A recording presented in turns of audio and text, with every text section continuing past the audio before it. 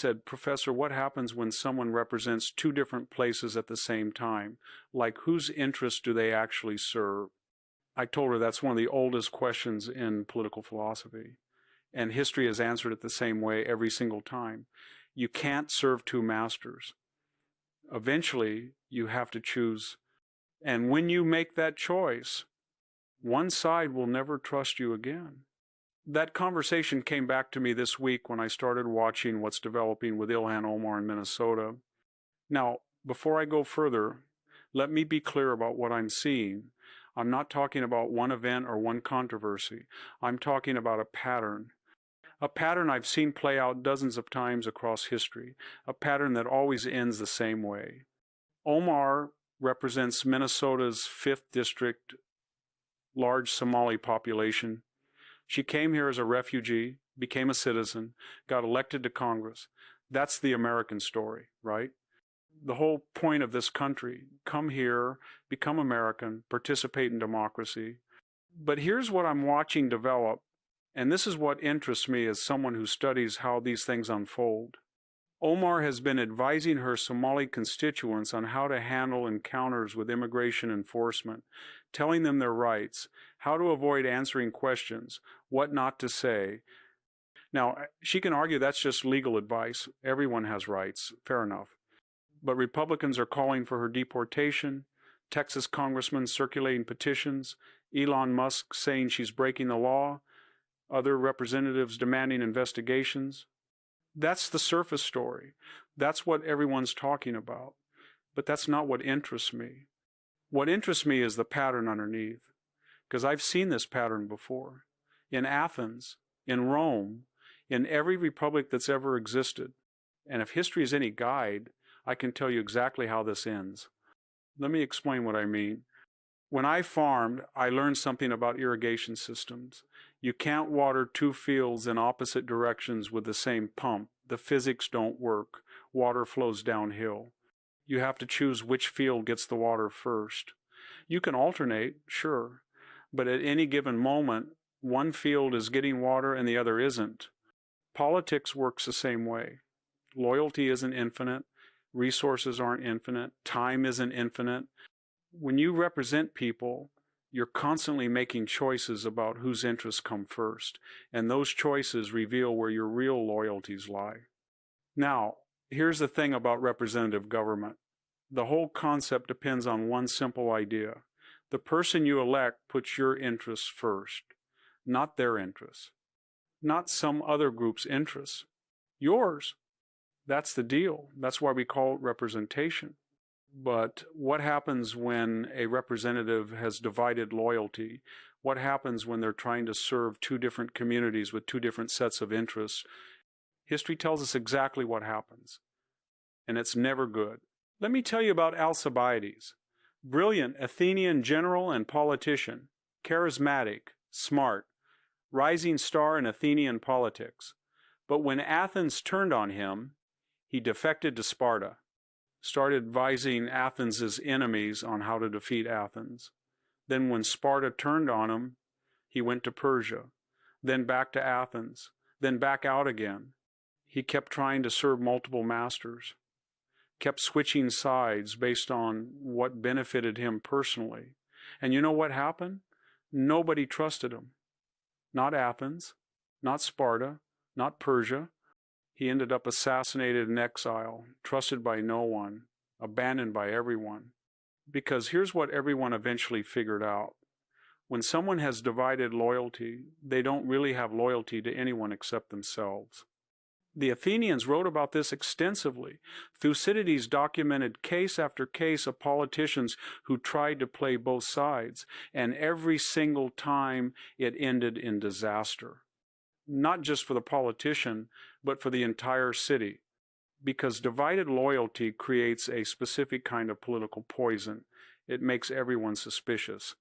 When citizens can't trust that their representatives are putting the city's interests first, they stop participating. They stop believing in the system. They start looking for strong men who at least are clear about whose side they're on. That's how republics die. Not from external conquest, from internal distrust. Now, I'm not saying Omar is Alcibiades, but I am saying the pattern is recognizable. When politicians start prioritizing ethnic or religious identity over the interests of the people who elected them, voters notice. And once voters notice, trust evaporates. And here's what's developing that nobody's really talking about. The Trump administration is focusing on immigration enforcement. That's not a secret. They campaigned on it, they won on it, they're implementing it. You can agree or disagree with the policy, but it's happening. Now, if you're a representative whose district includes a significant population of people potentially affected by that enforcement, you have choices to make.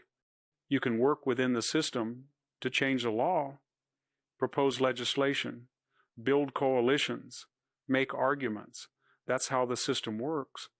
Or you can position yourself as protector of one specific ethnic group against the government you're part of. Omar chose the second path, and that choice has consequences. Because here's what I've learned from studying political systems. Once you position yourself as defender of one ethnic group against the broader society, you can't easily walk that back. You've made a choice about who your people are, and everyone else notices.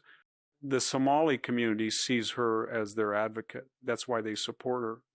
But everyone else in Minnesota starts asking a different question. Does she represent Minnesota or does she represent Somalia? And that question, once it gets asked, never goes away. I saw something similar when I was teaching at Fresno State. We had debates about whether university resources should be allocated based on ethnic identity or based on academic merit. Sounds abstract, right?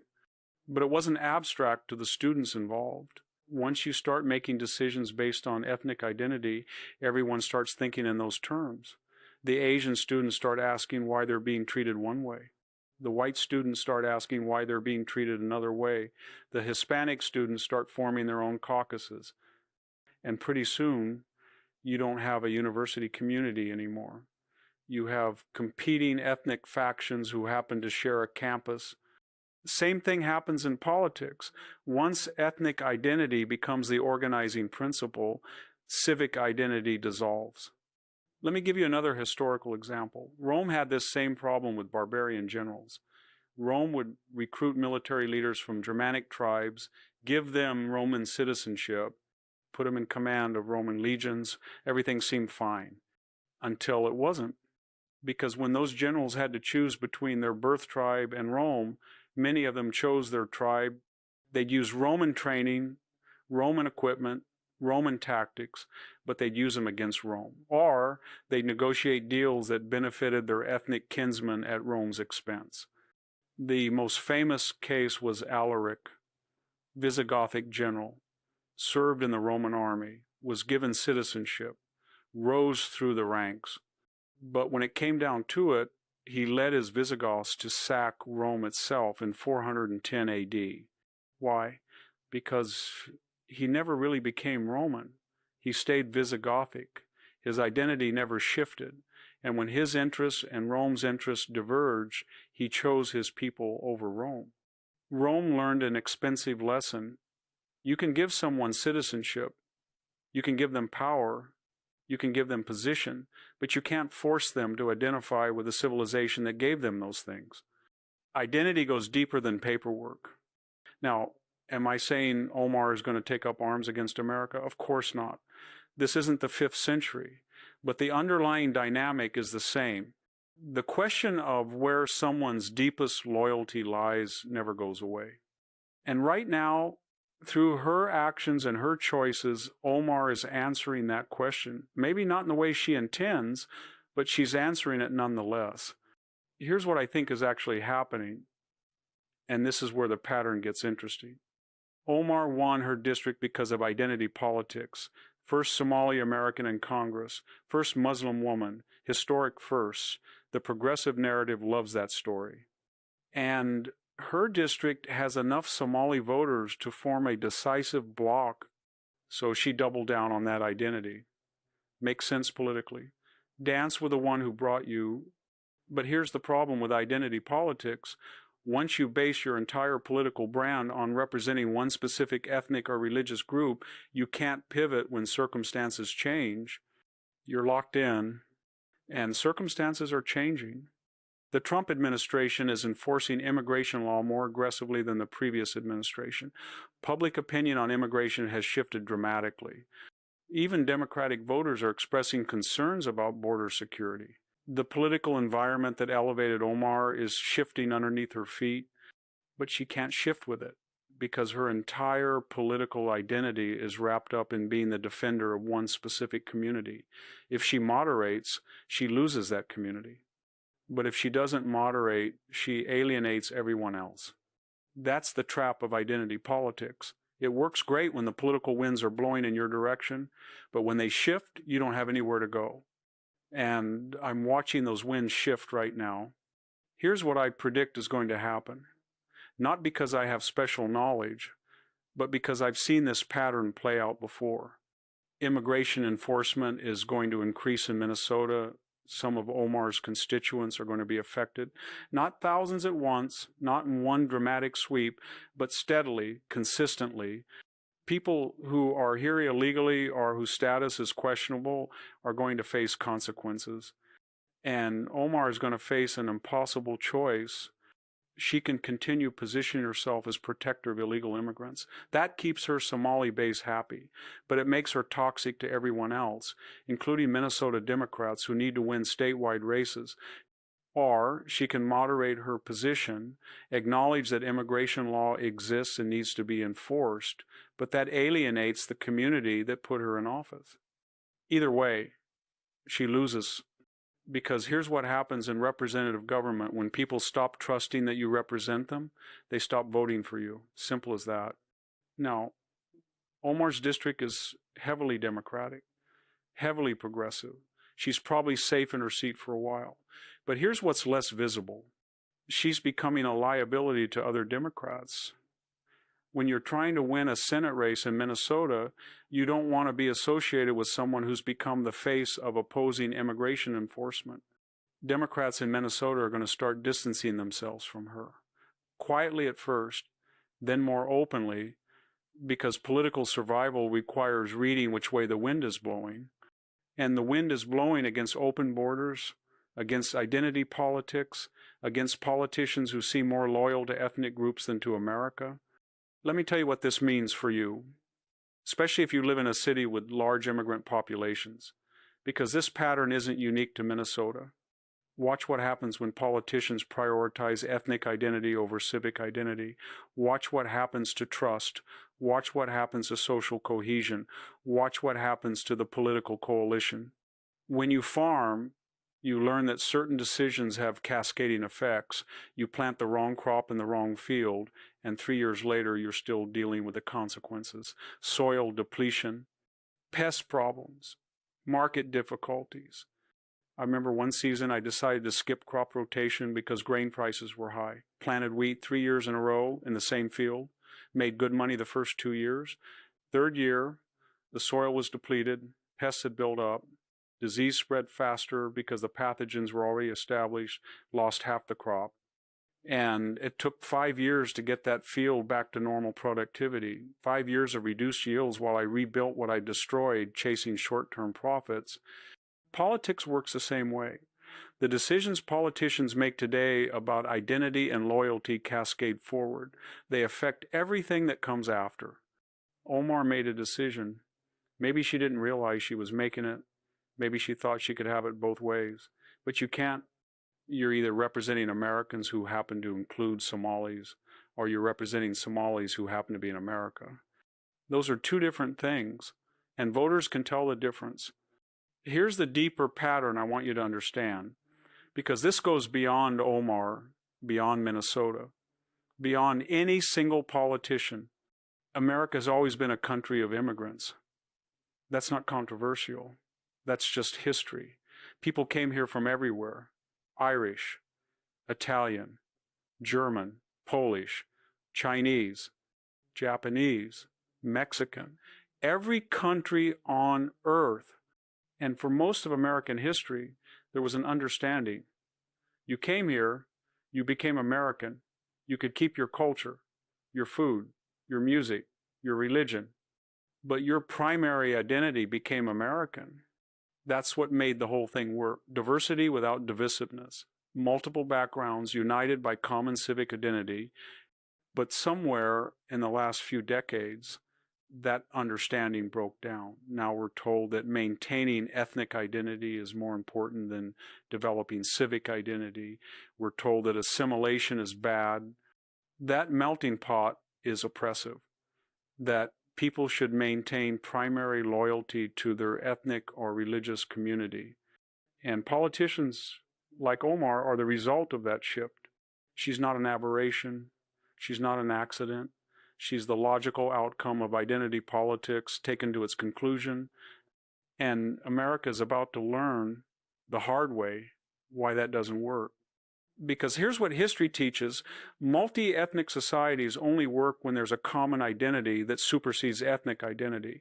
Rome worked when barbarians became Romans first and barbarians second.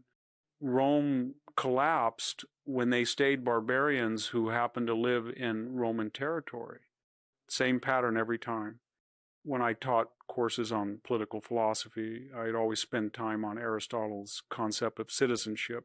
He argued that citizens need something in common, some shared understanding of justice, of the good life, of what the political community is for. Without that common understanding, you don't have a political community. You just have different groups living in the same place, competing for resources and power. Aristotle called this the difference between a city and a mere alliance. An alliance is just people cooperating for mutual advantage. A city is people who share a common conception of the good life. America used to be a city in Aristotle's sense. Now it's becoming an alliance. And alliances are fragile. They break apart when interests diverge. That's what's developing in America right now, and Omar is a symptom of it. Now, here's what you should do, and I'm being completely serious. First, watch where politicians place their loyalty. Not what they say, what they do. When there's a conflict between their ethnic community and the broader society, which side do they take? That tells you everything. Second, understand that this pattern is playing out in cities across America. It's not just Minnesota. Look at Dearborn, Michigan. Look at parts of California. Look at any place with large immigrant populations where politicians are rising to power based purely on ethnic identity. Watch what happens to those places. Watch what happens to civic trust. Watch what happens to social cohesion. Watch the crime rates. Watch the school performance. Watch whether businesses want to invest there. Because when civic identity breaks down, everything else starts breaking down too.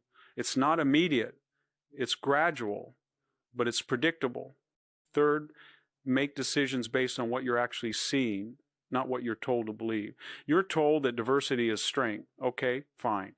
But watch whether diverse communities with identity-based politics actually function better or worse than communities with strong civic identity. Use your eyes, use your judgment.